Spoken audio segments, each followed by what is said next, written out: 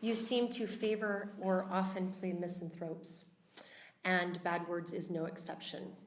Are you drawn to those characters, or do they pick you? And is there something about morally ambiguous stories that excites you? I mean, I like playing people that are flawed. I think that that is an easy lane to comedy, certainly, and also to drama. And there's nothing very exciting about somebody who's got it all together. You know, this guy certainly is a misanthrope. There was a great challenge inherent in playing this character that, you know, he says a lot of awful things and mistreats a lot of people, and you can't have a central character be terribly unlikable, or you have to be able to empathize a little bit with whomever is going through the challenge in a movie plot.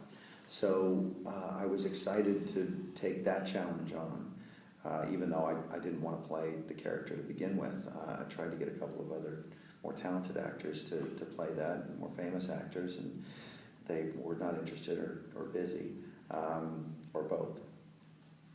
And then I decided to take it on. My taste is such that I like to see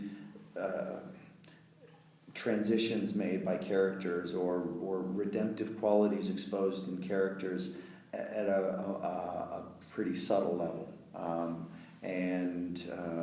Some people like things to be a little bit clearer, a little bit happier, a little bit more comfortable. By all means, this film is not for them.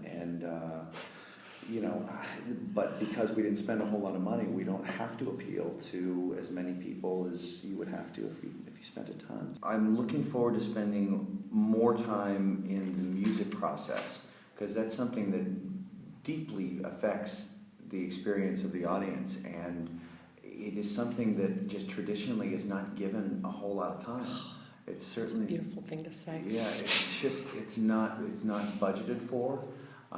Do you have favorite scores? I'm just starting to educate myself on that. It's never been, you know, I've never been allowed to hire those people, and so I'm trying to quickly educate myself on those who are the Jedis, you know, in that world, and see if they, you know, do me the favor of either working with me or recommending somebody that might be their protege or something that's a little bit more realistic that I'd be able to get. But certainly John Bryan and Carter Burwell are people that are, you know, incredible.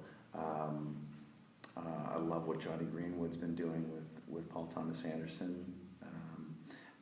I like composers that are able to create atmospheric sounds as opposed to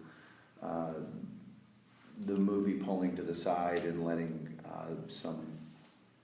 some piece of music take over. You kind of, obviously, it's said a million times, but you want the music to kind of go away a little bit, but you want it to be there. You just want it to enhance or offset something. It's an incredibly effective component, and I just look forward to learning a lot more about that. Are there particular directors you've worked with in your career as an actor who you were able to call upon in specific instances? All of the directors I've worked with, good, bad, or indifferent, have all done something that is cherry pickable.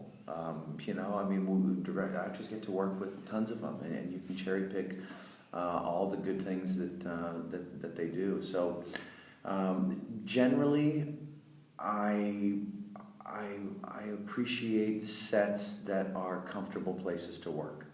It's sometimes a boring place to be. Sometimes it's a stressful place to be. Oftentimes on a comedy, it needs to be a very creative place to be, a place that's safe, because you know you're constantly pulling your pants down in a comedy. You're meant to make a fool of yourself. So if it's stressful or intimidating or people aren't being very friendly, it's just doesn't make for a good experience or a product. So I focused on those directors in my mind as I was coming to work every day and trying to remember that this is something fun. We're all lucky to be here, and let's not take it too seriously, but let's get our work done.